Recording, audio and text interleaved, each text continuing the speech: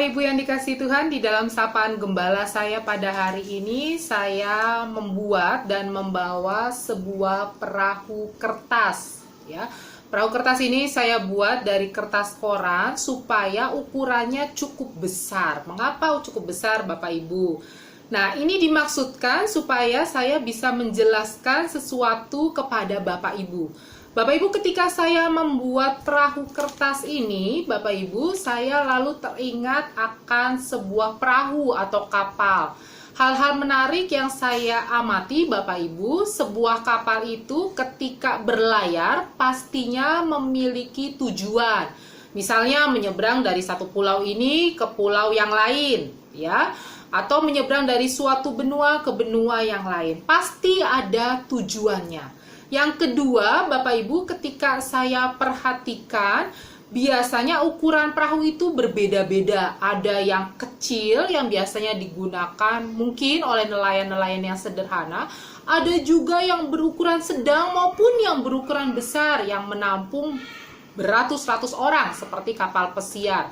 Bapak Ibu, ada yang mengatakan jika kita menaiki sebuah kapal yang ukurannya cukup besar, gelombangnya tidak terlalu berasa. Berbeda dengan ketika kita naik kapal yang ukurannya kecil. Ketika ada gelombang yang cukup besar, maka kapal ini akan bermain-main di laut dan pada akhirnya gelombang dirasakan oleh penumpang cukup besar.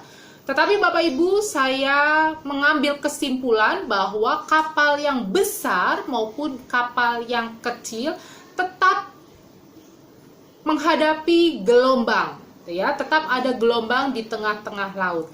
Yang ketiga, Bapak Ibu, yang saya cermati juga adalah ketika berada di dalam sebuah kapal atau perahu, yang pasti adalah ada kapten kapalnya atau nahkodanya. Dia adalah orang yang mengemudikan atau juga yang membawa kita, para penumpang, menuju ke suatu tempat yang kita tuju. Ya, selain ada nahkoda atau ada kapten kapal, ada juga para penumpangnya. Bapak Ibu yang dikasihi Tuhan, di dalam kehidupan kita pada saat ini, ketika kita hidup di bumi, di dunia ini, kita sama seperti ketika kita naik kapal.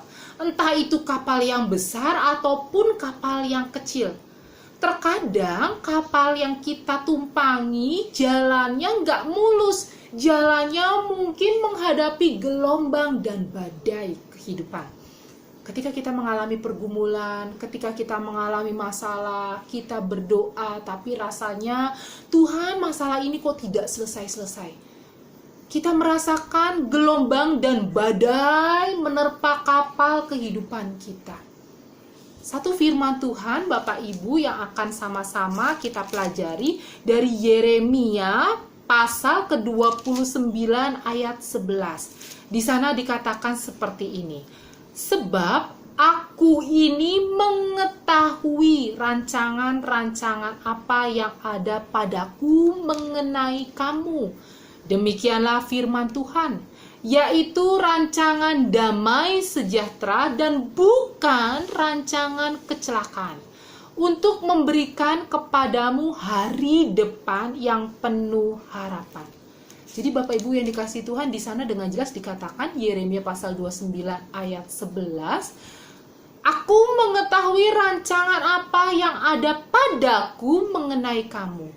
Tuhan merancangkan hal-hal yang baik di dalam kehidupan kita, yaitu rancangan damai sejahtera.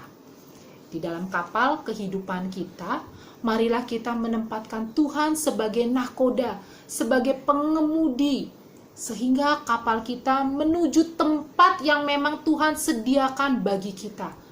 Tempat itu tidak mendatangkan kecelakaan, tapi mendatangkan damai sejahtera. Tempat itu bukanlah tempat yang tidak baik buat kita, tetapi di sana dikatakan tempat itu adalah hari depan yang penuh dengan harapan.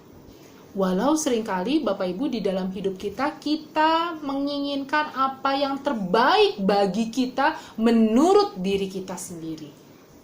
Kita mengatakan bahwa Tuhan, rancanganku bukanlah seperti rancanganmu. Tetapi marilah kita mau bersama-sama belajar dan meyakini bahwa rancangan Tuhan di dalam kehidupan kita, di dalam kapal kita adalah rancangan yang penuh dengan damai sejahtera.